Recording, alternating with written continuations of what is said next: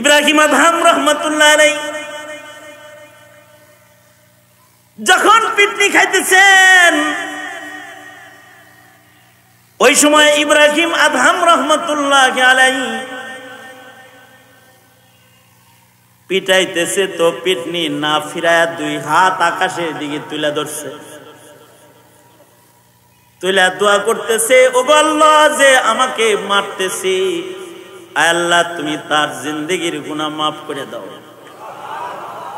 আয় আল্লাহ যে আমাকে পিটনি দিতেছে, তুমি তার আব্বা আম্মাকে মাফ করে দাও। ওগো আল্লাহ তুমি তার মর্যাদা বাড়ায় দাও। আল্লাহ তুমি আমি ইব্রাহিমকে ক্ষমা করে দাও, আমার অনেক গুনাহ আমাকে মাফ করে দাও। দোয়া করতেছেন ইব্রাহিম। এই দোয়া যে করতেছে, দোয়া শুই না পুলিশ অফিসার আশ্চর্য হয়ে গেছে, এরে আমি পিটাই আর সে আমার জন্য দোয়া করতেছে, কারণটা কি? পিটানি বন্ধ করে কয়, নাম কি তোমার?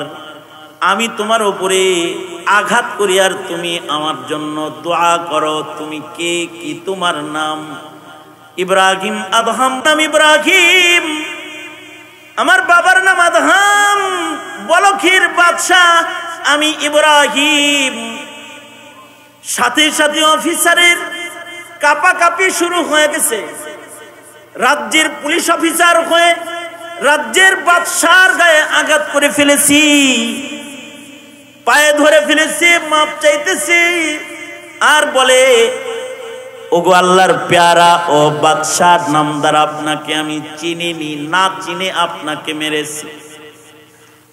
আপনাকে জিজ্ঞাসা হলো, আমি জিগাইলাম মানুষ কোন দিকে আছে, আপনি দেখায় দিলেন যা কিছু কবর পেলাম, আপনি ওই দিকে কবর দেখাইলেন কেন? তুমি আমাকে জিজ্ঞাসা করেছো মানুষ কই আছে, ওখানে কিছু আল্লাহর ওলিরা আছে যারা জঙ্গলে ইবাদত করতে করতে ওখানে মারা গেছে, কবরে তারা ইবাদত বন্দেগী করে, ওই মানুষগুলা ওই দিকে আছে। ওয়াজদের হালতে ইশারা করে, আমি তোমাকে ওই দিকে দেখায় দিয়ে ভুল করেছি, ক্ষমা করে দিও। ও আল্লাহর পেয়ারা, আমি আপনাকে মারতেছি, আপনি আমার জন্য দোয়া করতেছেন কেন? আপনি তো কোনো ভর্ৎসনা আমাকে করতে পারতেন, আপনি আমার জন্য দোয়া করতেছেন কেন? ইব্রাহিম বলে, সোনার চামচ মুখে আমি ইব্রাহিমের জন্ম হয়েছে, রাজ পরিবারের জন্ম হয়েছে, মজলুম হওয়ার সুযোগ জীবনে কোনোদিন আমি ইব্রাহিমের হয় না।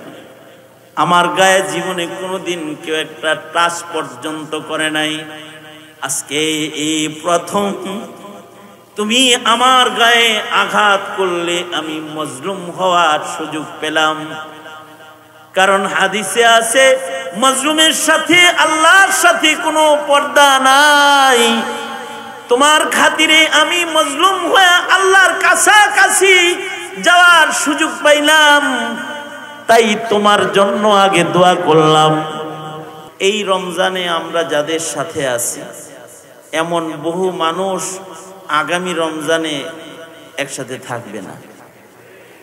আমি গত মৌসুমে, গত রমাদানে যাদের সাথে মাহফিলেও বয়ান করেছি, উঠা বসা করেছি, বন্ধু বান্ধব আপনজন, এদের অনেকেই কবর জগতে চলে গেছে, তারা রমাদান পায় নাই।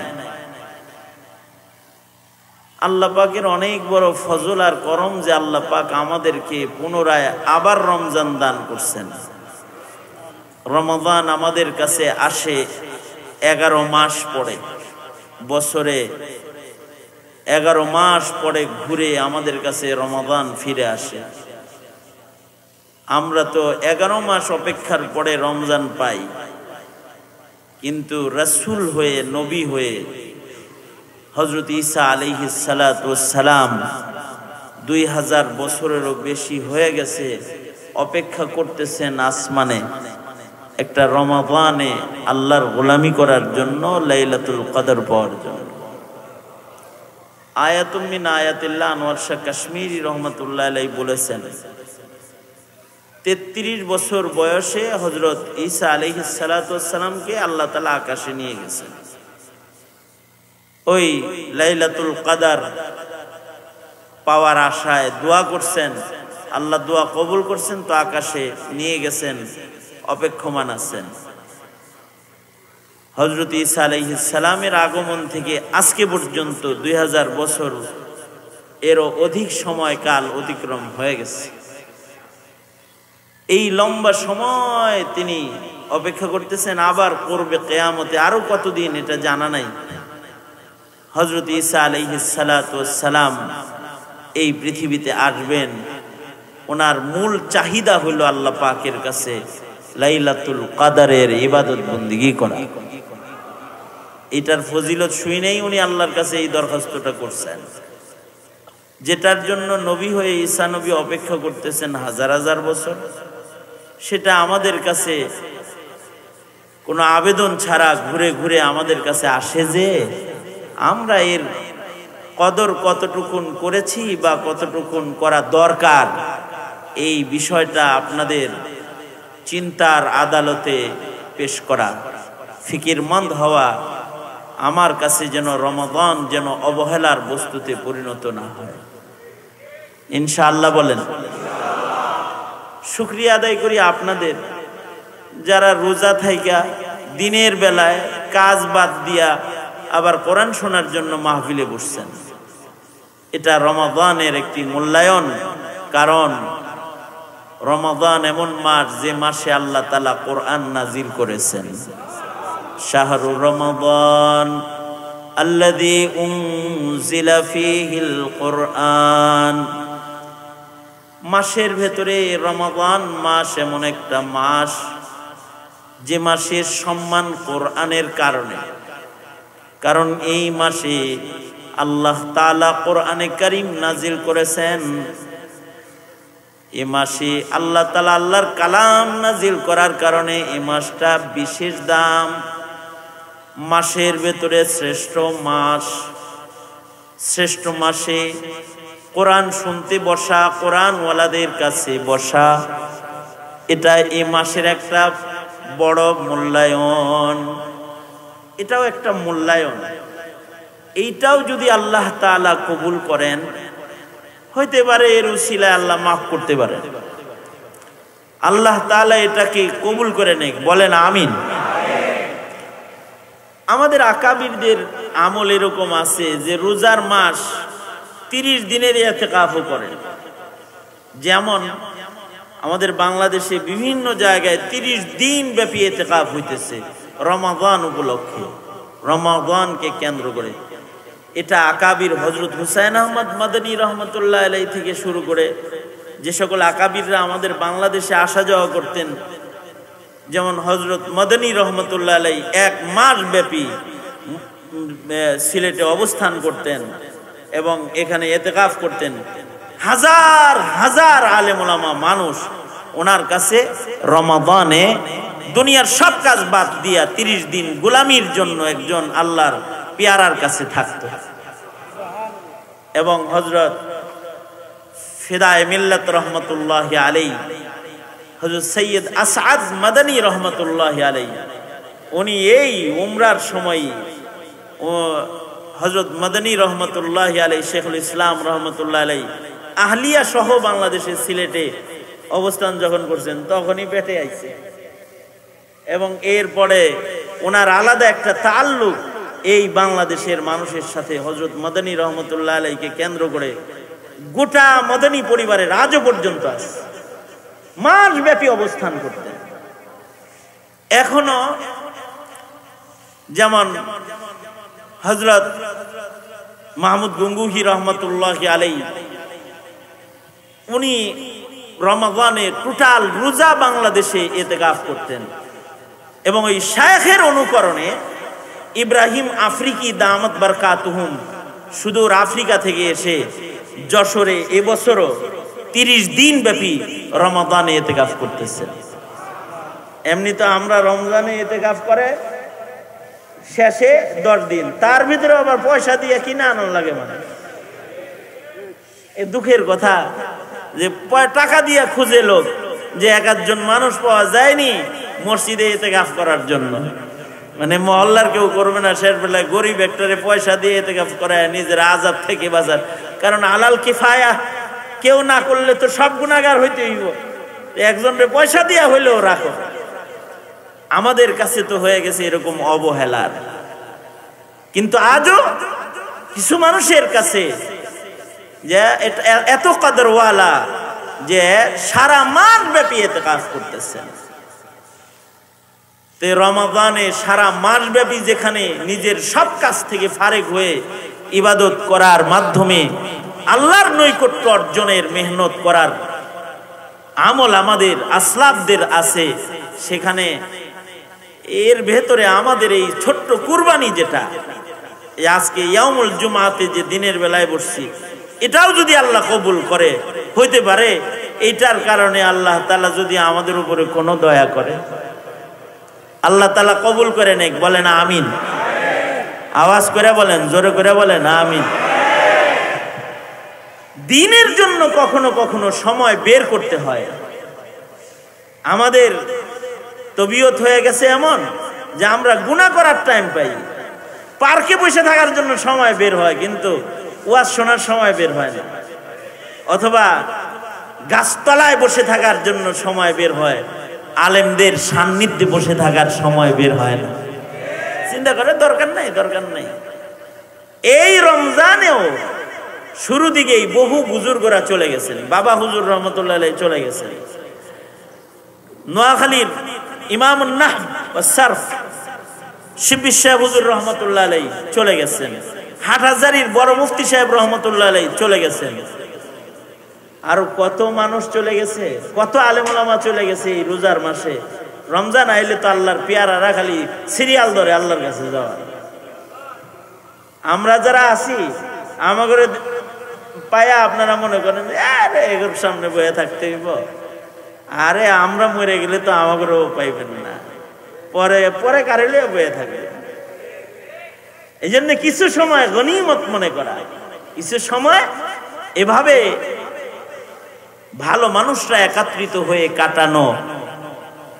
এই কারণ এই মজলিসগুলো ময়দানে মাহশারে আল্লাহর রহমত পাওয়ার জন্য উসিলা হয়ে দাঁড়াবে। আল্লাহ তাআলা এগুলোকে বাহানা বানায় ফেলবেন। সবচেয়ে বড় কথা হলো যারা রোজার মাসে রোজাকে গুরুত্বের সাথে রাখে, রোজাকে যারা গুরুত্বের সাথে রাখে, গুরুত্ব মানে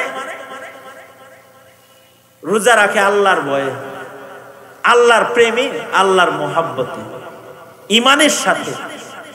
বাড়ির সবাই সেহরি খায়, বিপদে পড়ে হেও খায়, এরকম না। বেড়া রোজার মাসে হোটেল পাতি খোলা পাওয়া যাইব না, দোকানে দাঁড়ায় খাওয়ান যাইব না, বিপদে পড়ে রোজা রাখছে, এরকম না। আল্লাহর ভয়ে রোজা রাখে ইমানের সাথে, এবং রোজাকে খুব সংরক্ষণ করে, যত্ন করে। এই দুইটা জিনিস যাদের ভেতরে পাওয়া যাবে, তো আল্লাহর রাসূল তাদের ব্যাপারে খুশখবরি দিয়েছেন, তাদের পিছনের জিন্দেগীর সব গুনাহ রোজার বরকতে মাফ হয়ে যাবে।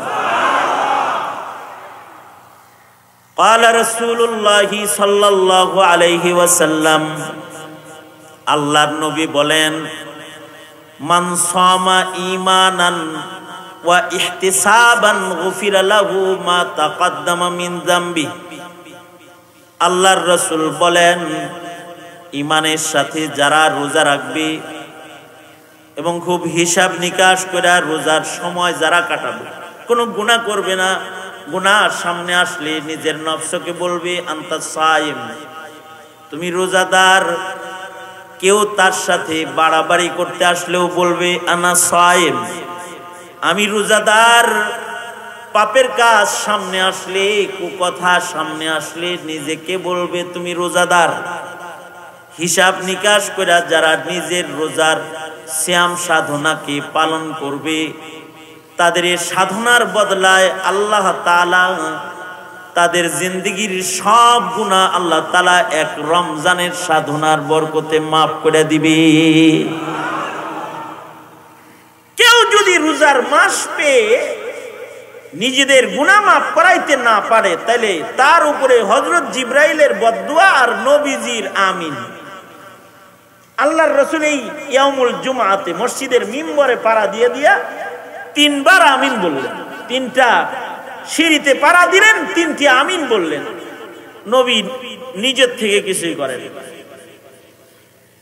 সাহাবীরা বলে, ওগো সরকার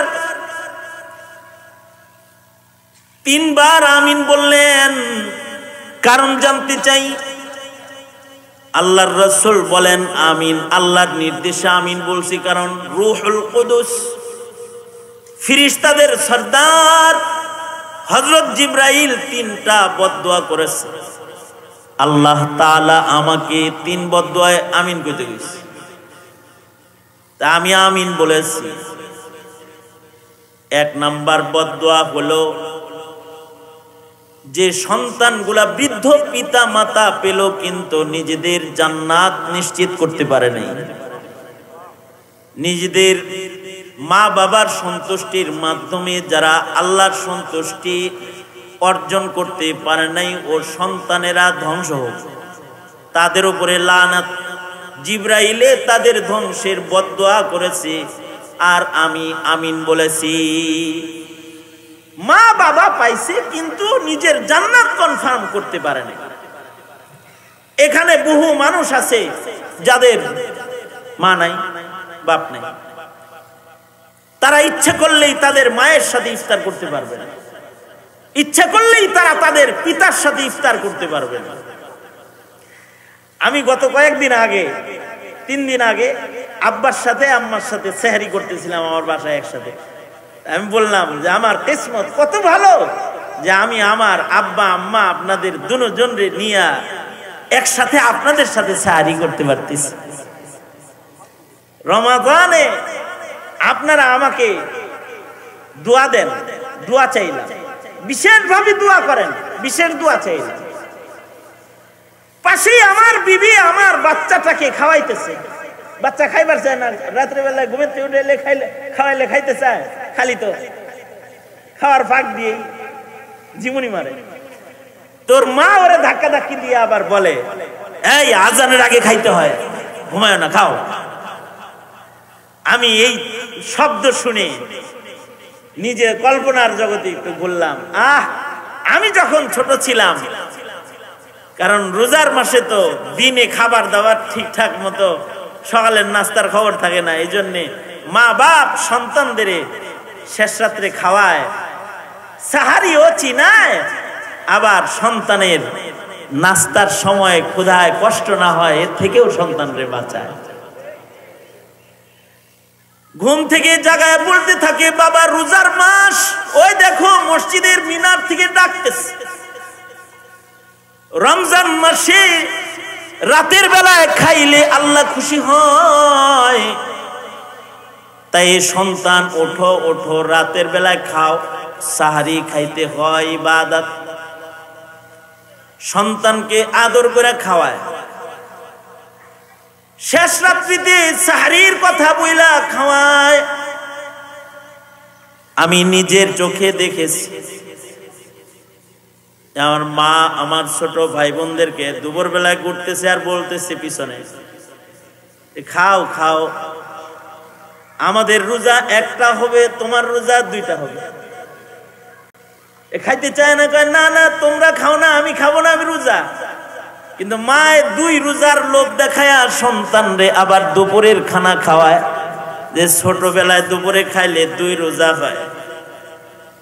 আবার ইফতারের সময় সন্তানকে সামনে নিয়ে বসায়া ইফতার সামনে দিয়ে বলে, আজানের আগে খাইতে নাই। খাবার সামনে নিয়ে দোয়া করতে হয়, আজান দিলে খাইতে হয়।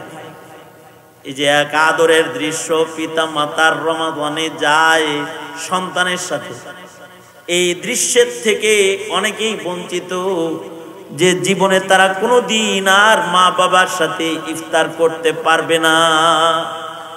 নিজের মাকে নিজের হাতে কবরস্থ করেছে। এই যে মন্ডল সাহেব, ওনার আব্বার স্মরণে দোয়া, ওনার কামনা, উনি ওনার পিতার সাথে ইফতার করেছে। এরকম অনেকেই এখানে আছে যারা মা বাবার সাথে ইফতার করেছে, আজকে তারা নাই। খুশনসিব তোমরা যুবক ভাইয়েরা অথবা মুরব্বী জনেরা, আপনারা যাদের বাবা মা এখনো বাচ্চা আছে, বৃদ্ধ, এই বাবা মা আপনাদের জান্নাত। যদি বাবা মা পেয়ে কেউ জান্নাত কনফার্ম করতে না পারে, তাহলে হযরত জিবরাইলের বদদুয়া তার মাথায় আর নবীজির আমিন তার মাথায়, যে আল্লাহর রাসূল তার ধ্বংসের বদদুয়ার ভেতরে আমিন বলে রাখছে। এজন্য তানবীহ খুসুসান, খাস ভাবে রমাদানুল মুবারক চলছে। মা বাপ যদি কারোর থাকে, তাহলে মা বাবার খেদমত করে নিজেদের জান্নাতকে সুনিশ্চিত করবে। যারা পিতা মাতার সাথে সুন্দর আচরণকারী, আল্লাহ তাদের উপরে সন্তুষ্ট। যারা মা বাবার সাথে অসৎ আচরণকারী, আল্লাহ তাদের উপরে অসন্তুষ্ট। মা বাপ রাজি, আল্লাহ রাজি। এমনকি হাদিসে আল্লাহর রাসূল কত শক্ত করে বলছেন, আল জান্নাতু তাহতা আকদামিল উম্মাহাত, মায়ের জাতির পায়ের নিচে সন্তানগুলার জান্নাত আল্লাহ রাইখা দিয়েছে। যাদের মা বাপ নাই, বরকতি মজলিসে বসছেন, মরা মা বাবার হক হলো মা বাবার জন্য দোয়া, মা বাবার জন্য ইসালে সওয়াব, সওয়াব রেসানি করা, মা বাবার জন্য কোরআন পড়া, মা বাবার জন্য নওয়াফিল ইবাদত করে দোয়া করা, মা বাবার কবর জিয়ারতে ওমুল জুমাতে করা, মা বাবার জন্য হাত তুলে আল্লাহকে বলা, রব্বির হামহুমা কামা রব্বায়ানি সগীরা। ওগো আল্লাহ, আমার পিতা মাতা যারা আমাকে আদরে লালন করেছে, আল্লাহ আপনি আমার আব্বা আম্মাকেও আদরে লালন পালন করেন, রহমতের কোলে আপনি লালন পালন করুন। পিতা মাতার জন্য সন্তান হয়ে বেশি বেশি করে দোয়া করে মা বাবার হক হুকুক আদায়ের জন্য মেহনত করা। এভাবেই মৃত পিতা মাতারও হক আদায় করতে থাকে। মা বাপ যদি রাজি হয়ে যায়, তাইলে সন্তানের জান্নাত কনফার্ম হয়ে যায়, নিশ্চিত হয়ে যায়। কারণ মুস্তাজাব, দুআয়ে মুস্তাজাব পৃথিবীতে তিনজন। একজন, এক নাম্বার মা বাবা, মজলুম, মুসাফির, দ্বীনের জন্য সফর করতেছে, তো মুসাফিরের সাথে কখনো বদ আচরণ করতে নাই। এ কারণে যুগ যুগ ধরে মুসাফিরদের সাথে সদ আচরণের খাসলাত কাফের মুশরিকের ভিতরে আছে। কাফেররা মুসাফিরের সাথে খারাপ আচরণ করে, পথিকের সাথে খারাপ ব্যবহার করতে নাই। মুসাফির তার দোয়া কবুল, মজলুম, মজলুম দোয়া কবুল। কে মজলুম? যার উপরে জুলুম করা হয়েছে সে মজলুম। মজলুমের দোয়া কবুল হয়। জেলখানায় কিছু মজলুম আছে, তাদের দোয়া কবুল হইতেছে। জমিনে কিছু মজলুম আছে, তাদের দোয়া কবুল হইতেছে। মজলুমদের দোয়া কবুল হয়। মজলুমের মাঝখানে আর আল্লাহর মাঝখানে কোনো পর্দা রাখেন নাই আল্লাহ তাআলা। দাওয়াতুল মজলুম কবুল, কবুল হয়ে যায়। এজন্য মজলুম হওয়া ভালো, জালিম হওয়া ভালো না। সকল আল্লাহ পাকের এদেশের আলেমরা মজলুম, এরা জালেম নয়, এরা জালেম নয়, মজলুম তারা। আল্লাহ পাকের সকল গণতন্ত্রের রাজনীতি তোমরা যারা করো, তোমরা জুলুম করে জালেম হইতে পারো, কিন্তু এদেশের আলেমরা মজলুম, জালেম নয় তারা, নয় তারা, জালেম নয় তারা, মজলুম।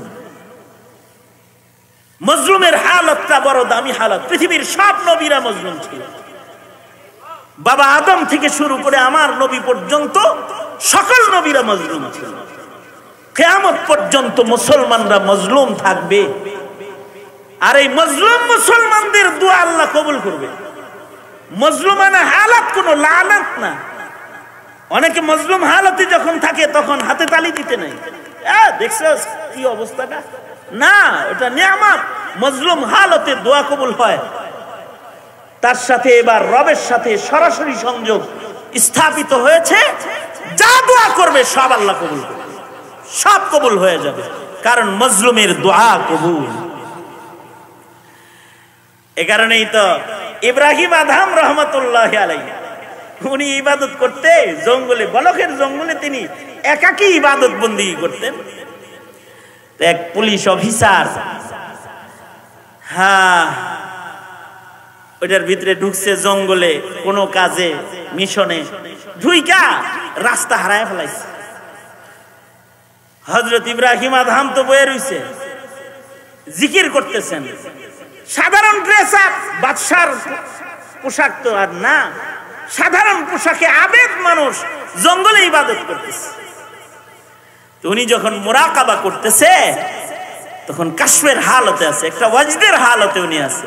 আর এই পুলিশ অফিসার রাস্তা ভুলে যায় জিগাইতেছে জঙ্গলের ইব্রাহিম আদহামকে, জঙ্গলের ভিতরে, এই এই চিনে না তো, বলতেছে এই এই সাধক, মানুষজন কই আছে, কোন দিকে আছে, বাড়িঘর কোন দিকে? তো ইব্রাহিম আদহাম রহমতুল্লাহ দেখাই দিছে এই দিকে, এদিকে বাড়িঘর আছে, এরকম একটা দেখাইছে। পুলিশ অফিসার ওই দিকে গেছে, যা দেখ কতগুলো কবর। কি দেখছে? হ্যাঁ, কবর। পুলিশ তো পুলিশই, আরে জিগাইছে বাড়ি ঘর কই আছে, দেখাই দিছে গুরুস্থান।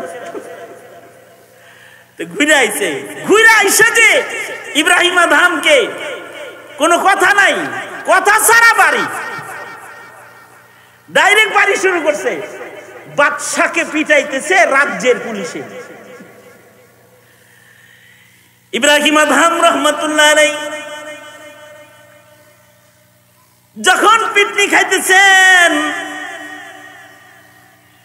ওই সময় ইব্রাহিম আদহাম রহমতুল্লাহ আলাইহি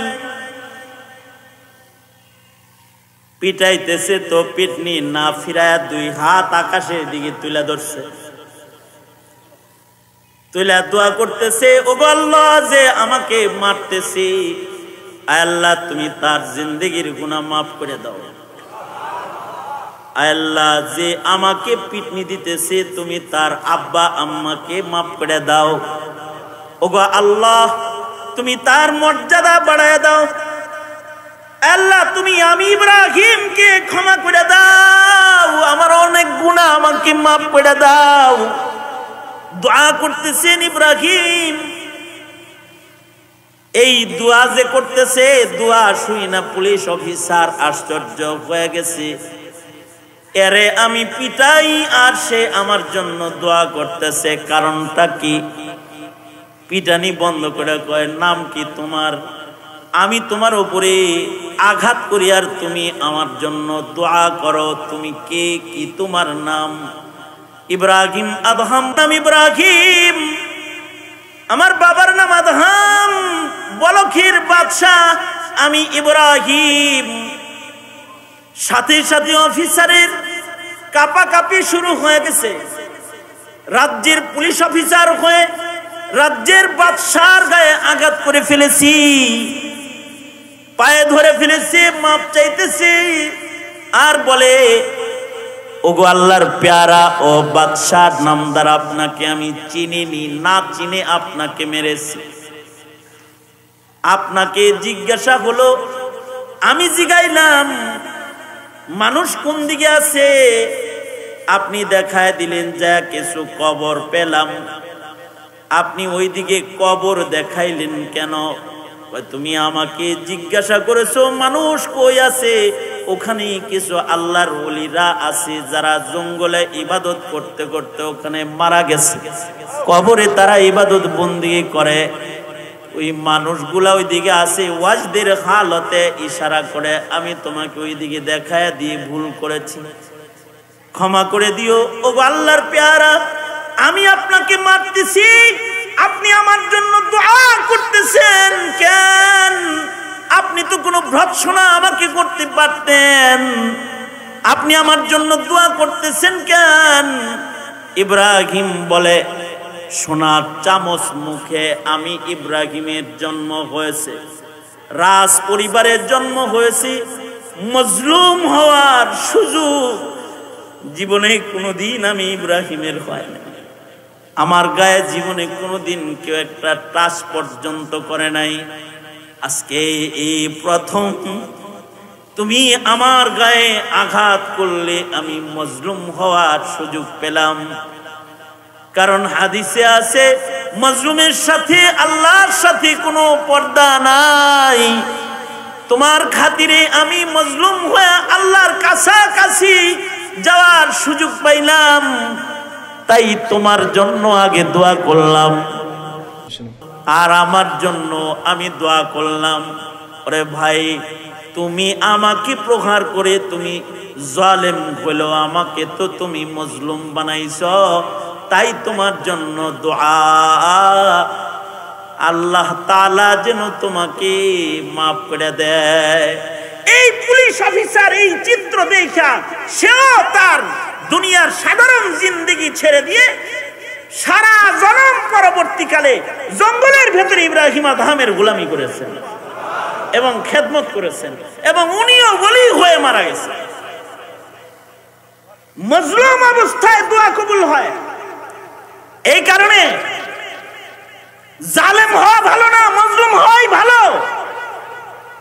কখনো যদি মজলুম হয়ে যান তো মনে করবেন যে আল্লাহর মাহবুব হয়েছেন। মজলুমরা আল্লাহর মাহবুব হয়, মজলুম হইলে আল্লাহর প্রিয় হয়। মজলুম যখন হইবেন তখনই দোয়া করার টাইম, তখন দোয়া করবেন। জালেম হবেন না, জালেম হবেন না।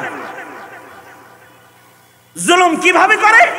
কখনো মুখের কথা দিয়েও জুলুম করা যায়, কখনো আচরণ দিয়ে জুলুম করা যায়, কখনো অপবাদ দিয়ে জুলুম করা যায়। যত প্রকারের জুলুম আছে সব জুলুম বর্জন করুন, কারণ জুলুম অন্ধকার হয়ে ময়দানে মাহশারে আপনাকে সামনে এসে দাঁড়াবে, আপনি জান্নাতের পথ দেখবেন না। জুলুম জুলুমাত হয়ে সামনে আসবে, অন্ধকার হয়ে সামনে আসবে, পুলিশের আর দেখতে পাবেন না। জালেম না হও, ক্ষমতার দাপট, যৌবনের শক্তির দাপট, এগুলো দিয়া বেশি লাফালাফি করো না, জালেম হইবা না। কারণ তোমার চাইতে বহুত বড় পাহলোয়ানরা কবরে চলে গেছে, পাহলোয়ানরা কবরে চলে গেছে। জালেম হইবা না, বরঞ্চ তোমাকে যদি কেউ জুলুম করে, তুমি যদি আল্লাহর গোলাম হতে চাও, তাহলে আল্লাহ বলে তুমি সবর করবা, তুমি জমিনে চলবা, বিনয়ের সাথে চলবা।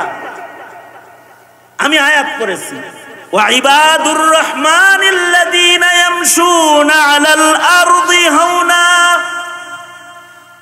ওয়াইবাদুর রহমানিল্লাযীনা ইয়ামশুনা আলাল আরদি হাওনা আলাল আরদি হাওনা ওয়া ইযা খাতাবাহুমুল জাহিলুন ওয়া ইযা খাতাবাহুমুল জাহিলুনা ক্বালু সালামা। কেউ যদি আল্লাহর গোলাম হইবার চায়, তাহলে আল্লাহর গোলামের কিছু পছন্দের সিফাত, আল্লাহর গোলামদের ভেতরে কিছু কোয়ালিটি থাকতে হয়। আল্লাহ তাআলা বলেন, আমি রবের গোলাম যদি কেউ হতে চাও, তার বিশেষ কোয়ালিটি যেগুলো লাগবে, তার ভেতরে একটা কোয়ালিটি হলো তুমি মানুষটা বিনয়ী হতে হবে। দাম্ভিকরা আল্লাহর পছন্দের গোলাম হয় না। যারা বিনয়ী মানুষ হয় তারা আল্লাহর গোলাম হিসাবে আসমানে লিখিত হয়। রহমানের গোলাম তারা হয় যাদের ভিতরে বিনয়ের চলাফেরা পাওয়া যায়। জমিনে তারা ছোট ছোট কদমে হাইটা যায়, হাক ডাক নাই, অহংকার গর্ব তাদের ভেতরে নাই। বিনয়ের সাথে কদম কদম আস্তে আস্তে যারা জমিনে চলে, আল্লাহ তাআলা আসমানে তাদের নাম নিজের পছন্দের গোলামের দপ্তরে উঠায়া দেয়। ওয়া ইবাদুর রহমান আল্লাযীনা ইয়ামশুনা আলাল আরদি হাওনা, বিনয় নিয়ে চলে, জমিনে চলাফেরা করে বিনয় নিয়ে। এজন্য দেহের গর্মি বেশি রাখতে নাই, দেহের ভেতরে নমনীয়তা লালন করা চাই। দেহের ভিতরে গরম না, পাশ দিয়ে একজন গেলে ধাক্কা লাগলেও বড় বড় চোখ করে তাকাইলা, হুমকি দিলা, ধমকি দিলা। এই হুমকি ধমকি দেওয়া অথবা কাউকে নিজের গর্ব অহংকার প্রদর্শন করার ভেতরে কামিয়াবি না, বিনয়ের ভেতরে কামিয়াবি।